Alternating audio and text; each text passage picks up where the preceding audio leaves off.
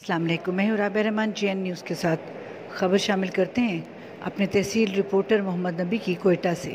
چمن پاک افغان سرحد آج 12ویں روز بھی ہر قسم کی تجارتی سرگرمیوں اور پیدل آمد و رفت کے لیے مکمل بند ہے، جس کی بندش کے خلاف آج آل پارٹیز انجمن تاجران، سیاسی و سماجی تنظیموں سمیت ہزاروں پھنسے مسافروں نے بڑی تعداد میں شرکت کی۔ مظاہرہ شہر کے مختلف شاہراہوں پر گشت کرتے ہوئے ڈپٹی کمشنر آفس کے سامنے جلسہ عام میں تبدیل ہوا، جس سے مقررین کا کہنا تھا کہ چمن پاک افغان سرحد پر